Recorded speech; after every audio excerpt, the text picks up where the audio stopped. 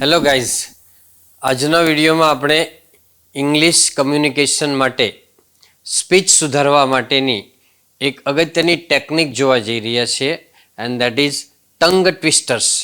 મિત્રો, ટંગ એટલે જીભ થાય અને ટ્વિસ્ટ એટલે આમ બળ ચડાવવા થાય છે, પણ અહીંયા લેવાનું છે જીભને કસરત આપી. શું લેવાનું છે? જીભને કસરત આપી. હવે ગુજરાતીની અંદર હું તમને પહેલાં સમજાવું, પછી હું ઇંગ્લિશમાં સમજાવું છું કે ગુજરાતીની અંદર પણ અંત્યાનુપ્રાસ અલંકાર ને વર્ણાનુપ્રાસ અલંકાર એ બધા ટંગ ટ્વિસ્ટર્સ કહેવાય, જીભને કસરત આપે એવા. એને હું તમને એક્ઝામ્પલ આપું થોડાક વર્ણાનુપ્રાસ અલંકારના. ફોર એક્ઝામ્પલ કે કાકાએ કાકીને કહ્યું કે કાચના કબાટમાંથી કાચી કેરી કાઢીને કચુંબર કર.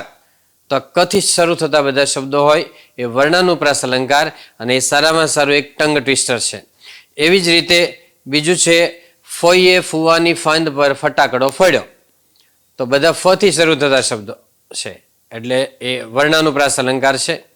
એવી જ રીતે દાદાએ દાદીને દાદરમાં દાણાવાળી દાબેલી દીધી. તો આ બધા છે એ વર્ણાનુપ્રાસ અલંકાર છે અને એ ટંગ ટ્વિસ્ટર્સ પણ કહેવાય. કેટલાક અંત્યાનુપ્રાસ અલંકાર છે અને આવા અલંકારો છે એ પણ આપણી સ્પીચને સુધારે છે. ફોર એક્ઝામ્પલ, 5 પાપડ કાચા પાકા, પાકા પાકા જમો કાકા, કાચા કાચા આપો પાછા. 5 પાપડ કાચા પાકા, પાકા પાકા જમો કાકા, કાચા કાચા આપો પાછા. 5 પાપડ કાચા પાકા, પાકા પાકા જમો કાકા, કાચા કાચા આપો પાછા. બરાબર મિત્રો? તો આવી રીતે પ્રેક્ટિસ કરવાથી સ્પીચમાં ઇમ્પ્રુવમેન્ટ આવે છે, કમ્યુનિકેશન છે, લેંગ્વેજ છે એની ઉપર સારો એવો કમાન્ડ આવે છે. તો એવા જ આજે ટંગ ટ્વિસ્ટર્સ જોવાના છે ઇંગ્લિશની અંદર. જુઓ તો પહેલું છે sea sells by the sea shore, એટલે તે સમુદ્ર કિનારે શંખલાઓ વેચે છે. સી સેલ્સ એટલે શંખલાઓ અથવા છીપલાઓ. સેકન્ડ છે ice cream, you scream, we all scream for ice cream. Scream એટલે બૂમ પાડવી થાય, કે હું બૂમ પાડું છું, તમે બૂમ પાડો છો, આપણે બધા આઈસ્ક્રીમ માટે બૂમ પાડીએ છીએ. એટલે ice cream, you scream, we all scream for ice cream. Third છે I saw Suzy in a shoe shine shop, એટલે મેં સુઝીને મોચીની દુકાનમાં જોઈ હતી. તો I saw Suzy in a shoe shine shop. Fourth છે can you can a can as a canner can a can. બરાબર? ફરીથી can you can a can as a canner can a can. Can એટલે દૂધનું જે can આવે છે એ પણ થાય, અને બીજો મિનિંગ છે કેન એટલે કરી શકવું. માનો કે આઈ કેન સ્પીક ઇંગ્લિશ, એનો મિનિંગ એવો થાય કે આઈ એમ એબલ ટુ સ્પીક ઇંગ્લિશ. તો કેન એટલે અહીંયા જે દૂધનું કેન છે અથવા તો કોઈ પણ પ્રકારનું એક વેસલ છે, વાસણ, પાત્ર. અહીંયા એવો મિનિંગ લેવાનો છે કે કેનર એટલે જે વસ્તુ કેનની અંદર રાખે છે, પ્રિઝર્વ કરે છે, સંગ્રહ કરે છે, એ વ્યક્તિ કેનર.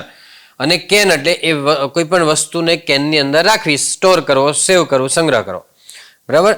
તો તમે જે કેનર જે રીતે વસ્તુને પ્રિઝર્વ કરે છે એવી રીતે તમે વસ્તુને પ્રિઝર્વ કરી શકો, એટલે કેનની અંદર લાંબો સમય માટે રાખી શકો, એવો મિનિંગ થાય છે કે can you can a can as a canner can a can.